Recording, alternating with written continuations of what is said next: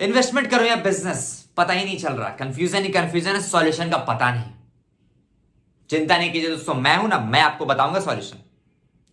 मैं आदित्य रंजन आप सभी का स्वागत करता हूं, आप सभी चाहे बिजनेस बात पे, उम्मीद करता हूं से बहुत ही अच्छे होंगे और कुशल मंगल होंगे। आज एक बहुत बड़े कंफ्यूजन को दूर करने की हम कोशिश करेंगे, इसलिए दोस्तों वीडियो के अंत तक जरूर बने रहिएगा और वीडियो अच्छा लगे तो लाइक करना ना भूलें और चैनल पर नए तो जरूर जरूर से सब्सक्राइब कर दें। कंफ्यूजन दूर करने से पहले थोड़ा कंफ्यूजन क्रिएट कर लेते हैं, पहले चीजों को समझ लेते हैं, क्या होती है बिजनेस, क्या होती है इन्वेस्टमेंट, सब कुछ बात करेंगे, कैसे बिजनेस में प्रोसीड किया जाता है, कैसे इन्वेस्टमेंट में प्रोसीड किया जाता है। उसके बाद दोस्तों कंफ्यूजन क्रिएट करेंगे। बिजनेस क्या है दोस्तों? जब आप कोई प्रोडक्ट डेवलप कर रहे हैं और उसको डिलीवर कर रहे हैं जिसके थ्रू आप पैसा कमा रहे हैं, जिसके थ्रू आप प्रॉफिट कमा रहे हैं, या फिर आप कोई सर्विस प्रोवाइड कर रहे हैं और उसके लिए आपको पैसा मिल रहा है, तो यही दोस्तों एक बिजनेस है। इन्वेस्टमेंट क्या है? पैसे से पैसा बनाना, छोटे शब्दों में पैसे से पैसा बनाना ही इन्वेस्टमेंट है। अब दोस्तों बात करते हैं कैपिटल की। बिजनेस में कितना इन्वेस्टमेंट आने वाला है, कितना कैपिटल लगने वाला है, आप जब इन्वेस्टमेंट करेंगे उसमें कितना कैपिटल लगने वाला है।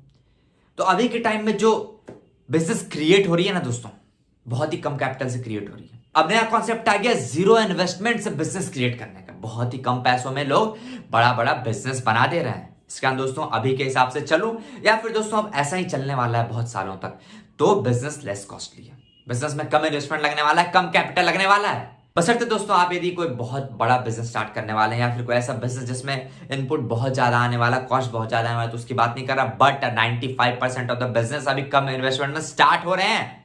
इसका कैपिटल की बात करूं तो क्या कैपिटल कम लगेगा। अब यही बात करते हैं इन्वेस्टमेंट की। इन्वेस्टमेंट भी कम कैपिटल से स्टार्ट हो सकता है, लेकिन दोस्तों वो प्रॉफिटेबल बहुत ज्यादा नहीं होगा। वहां से आप हैंडसम इनकम नहीं कर पाएंगे। हैंडसम इनकम आप तभी कर पाएंगे जब आप बहुत बड़ा अमाउंट, बहुत बड़ा चंक आपने इन्वेस्ट किया हो। तो यहां पर क्या कैपिटल की बात आ गई, इन्वेस्टमेंट में कैपिटल ज्यादा लगता है। दूसरा पॉइंट है दोस्तों आरओआई, जिसका फुल फॉर्म होता है रिटर्न ऑन इन्वेस्टमेंट। आपने जितना अमाउंट लगाया उसके लिए आपको कितना रिटर्न मिल रहा है। बिजनेस की बात करूं, हो सकता है जीरो रिटर्न मिले, हो सकता है बिजनेस ठप पड़ जाए, लेकिन यहां पे एक्सपोनेंशियल ग्रोथ के भी चांसेस हैं। आप यदि बिजनेस स्टार्ट करते हो तो उसके एक्सपोनेंशियल ग्रोथ के चांसेस बहुत ज्यादा होता है यदि आपके पास एक क्रिएटिव माइंड, आपने एक अच्छा बिजनेस, प्रॉफिटेबल बिजनेस आइडिया सोच के रखा है तो। बट यही दोस्तों इन्वेस्टमेंट में आपके पास माइंड बहुत ज्यादा है, आपने बहुत दिमाग लगा इन्वेस्ट किया, तब भी आप बहुत ज्यादा रिटर्न नहीं गेन कर सकते। ईयरली बेसिस पे बात करूं तो स्टॉक मार्केट में 14% एवरेज आप अर्न कर सकते हैं, और फिर बहुत सारे इन्वेस्ट जैसे बैंक में आप यदि पैसा डालते हैं तो वहां पर से मैक्स टू मैक्स आप 6 to 7% अर्न कर सकते हैं। तो यहाँ पे दोस्तों प्रॉफिटेबिलिटी की बात करें, रिटर्न ऑन इन्वेस्टमेंट की बात करें तो बहुत कम इन्वेस्टमेंट है, लेकिन वही बिजनेस से बहुत ज्यादा है। अब दोस्तों आपका पॉइंट ऑफ व्यू है, थोड़ी थोड़ी बातें मन में क्लियर हो रही होगी। अब आगे बढ़ते हैं। रिस्क सबसे इंपॉर्टेंट पॉइंट आता है। रिस्क किस में ज्यादा है भैया? तो रिस्क दोस्तों दोनों में है। बिजनेस की बात करूं तो यहां पर क्या हो सकता है, दो पॉसिबिलिटी आपके पास, या तो आपने बिजनेस स्टार्ट किया वो बंद हो गया, या फिर आपने बिजनेस स्टार्ट किया और बहुत तेजी में ग्रो कर गया। तो यहां पर रिस्क तो है, बहुत ज्यादा रिस्क है। हो सकता है आपका बिजनेस बंद हो जाए तो आपकी जो इन्वेस्टमेंट अमाउंट थी वो खत्म हो जाएगी। अब बात करते हैं इन्वेस्टमेंट की। इन्वेस्टमेंट में कितना रिस्क है?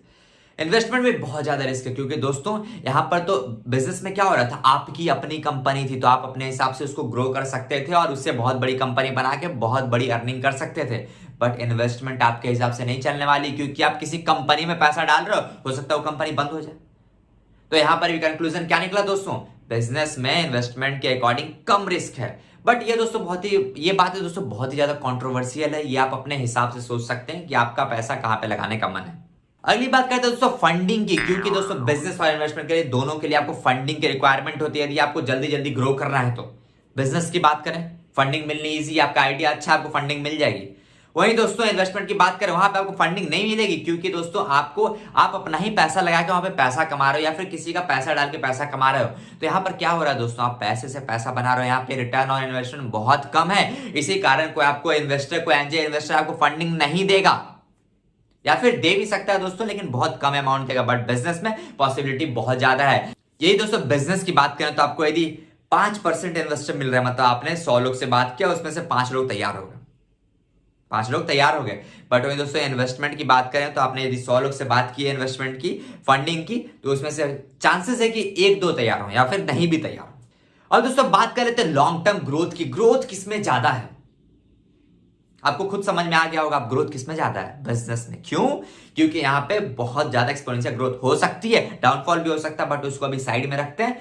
सिर्फ हम प्रॉफिट की बात अभी कर रहे हैं यहां पर लॉन्ग टर्म ग्रोथ के अकॉर्डिंग। तो यहां पर बिजनेस में क्या हो रहा है, ग्रोथ एक्सपोनेंशियल बहुत ज्यादा हो सकता है। वही इन्वेस्टमेंट की बात करें, आपको बैंक में 6% रिटर्न मिलेगा और एवरेज स्टॉक मार्केट में मान लीजिए आपने बहुत ज्यादा अच्छा परफॉर्म किया तो 20% मिल जाएगा। बट यहाँ पे बिजनेस में ऐसा नहीं होता, बिजनेस में बहुत ज्यादा 100% 200% पे मिल सकता है। तो यदि लॉन्ग टर्म ग्रोथ की बात करें तो दोस्तों बिजनेस में ज्यादा ग्रोथ है, इन्वेस्टमेंट में कम है। अब दोस्तों बात करते हैं मैनेजमेंट की, किसमें ज्यादा मैनेजमेंट की रिक्वायरमेंट है। मैनेजमेंट की रिक्वायरमेंट तो दोनों में है, बिजनेस भी आपको मैनेज करना पड़ेगा, इन्वेस्टमेंट भी आपको मैनेज करना पड़ेगा।